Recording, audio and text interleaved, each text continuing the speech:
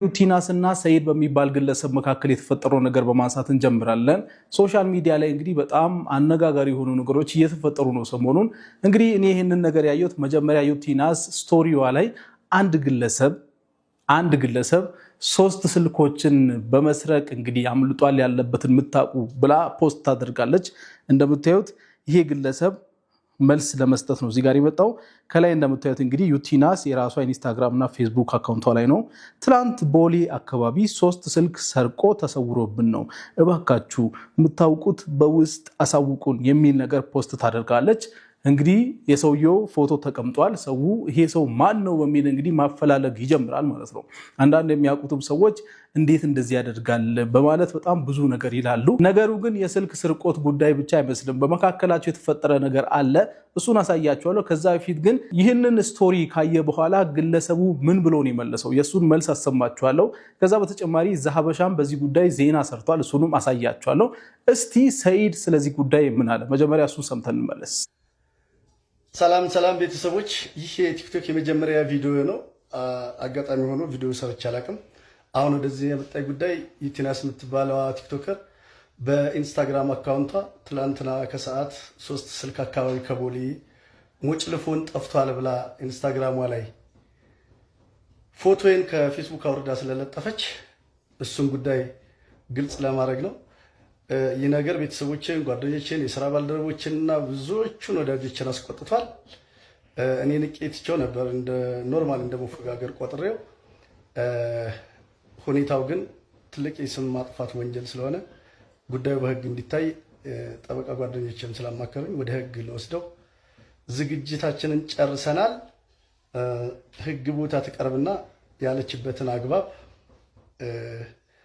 እዛው እንነጋገርና ጉዳዩ እናያለን ማለት ነው። እንግዲህ እዚህ ጋር እንደሰማችሁት እሱም ስልክ አልሰረኩም እኔ እንደዚህ አድርጌ አይደለም ምናምን አላለም። በቃ ጉዳዩን ፍርድ ቤት ነው የምንነጋገረው። እሷም ፍርድ ቤት ቀርባ እኔም ፍርድ ቤት ቀርቤ እዛ ለምን እንደዚህ እንዳለች እዛው ታስረዳለች የሚል ነገር የተናገረውና ስለ ስልክ ስርቆት ምናምን አላነሳም። መጀመሪያም ላይ ሰምታችሁ ከሆነ ዝም ብሎ መፎጋገር መስሎኝ አልፌው ነበረ። ግን ወዳጆች፣ የቅርብ ሰዎች በዚህ ነገር ስለተቆጡ ጉዳዩን ወደ ፍርድ ወስደዋለሁ በማለት ተናግሯል። መነሻው የዚህ ነገር መነሻ ምንድን ነው ብዬ ማስበውን ነገር እነግራችኋለሁ። ከዛ በፊት ግን ዛሀበሻም ስለዚህ ጉዳይ ዜና ሰርቶ ነበረ።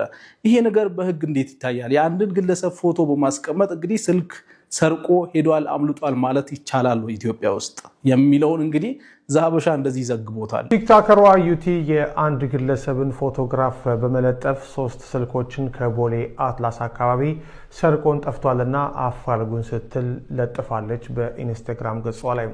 ይሄን ተከትሎ የህግ ባለሙያዎችን አናግረን ነበረ።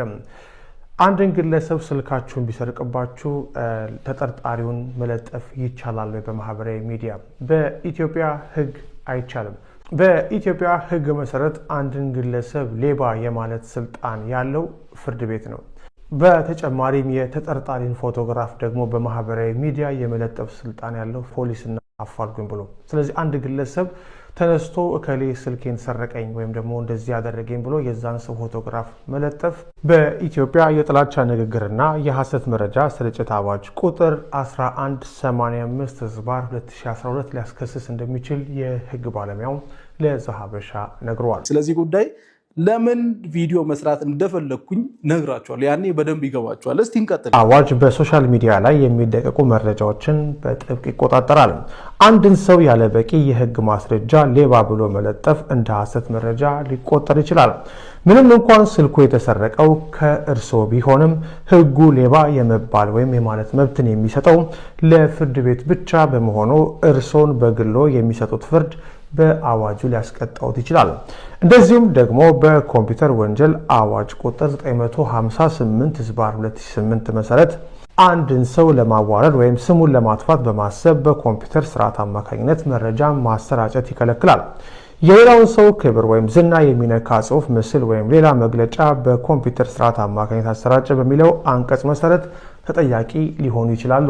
እንግዲህ አንድን ግለሰብ ፎቶን በማስቀመጥ ስሙን ማጥፋት በኮምፒውተር ወንጀል ያስከስሳል ነው ፖይንቱ። አሁን እዚህ ጋር ሰርቋል ወይስ አልሰርቅም የሚለው ብቻ ሳይሆን ሰርቆ ቢሆን እንኳን በአይንሽ እያየሽው ስልክሽን ሰርቆ ሄዶ ቢሆን እንኳን የዛን ግለሰብ ፎቶ በማስቀመጥ አፋልጉኝ ማለት አይቻልም ማለት ነው። ያው እንግዲህ ህጉ ስለዚህ ጉዳይ ምን ይላል? እስቲ ሌሎችም ሰዎች ካላችሁ አብራሩልኝ። አሁን እኔ እንግዲህ የራሴን ስልክ ይዞ ሲወጣ አንድ ሰው አይቼ የዛን ሰው ፎቶ በማስቀመጥ ያለበትን የምታውቁ ሰዎች ማለት አልችልም ማለት ነው በህጉ መሰረት። ዋው ይህንን ህግ ዛሬ ነው ያወቅኩት። ለማንኛውም ጉዳዩ የስልክ ስርቆት አይደለም ብያችኋለሁ። ሰው ቅድም ግለሰቡ እንግዲህ የኔን ፎቶ ከፌስቡክ ፔጅ ላይ አንስታ ነው ስቶሪ ያደረገችው ሲል ኦኬ የፌስቡክ ፔጁን እስቲ ገብቼ ቼክ ላድርግ በማለት ሄጄ ቼክ እያደረኩኝ ያገኘሁትን ነገር ላሳያችሁ።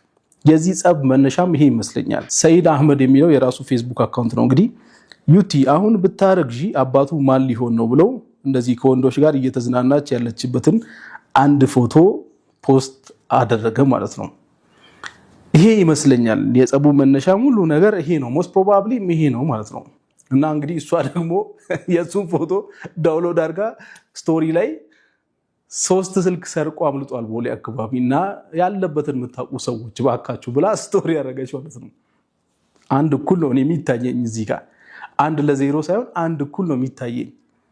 የማን ነው የሚብሰው እንግዲህ እስቲ እናንተ ፍረዱ። ሶሻል ሚዲያ ባይዘወይ እንደዚህ አይነት የብሽሽቅ ቦታ እየሆነ ነው አሁን ላይ። ሰይድ አህመድ አንተም መጀመሪያ ለምን ነካ ነው። ከነካ በኋላ ላይ መልስ ሲሰጥም ያን ነገር መቀበል ነው የሚያስፈልገው እንጂ አንድ እኩል ሆናችሁ እንደ 1-0 አክት ማድረግና መልስ መስጠት ትክክል አይመስለኝም። ለማንኛውም ስለዚህ ጉዳይ ለማውራት አይደለም፣ አሁን ስለነሱ ንትርክ ለማውራት አይደለም ይሄን ቪዲዮ እየሰሩ ያሉት። ቀጣይ ለማነሳው ሐሳብ መንደርደር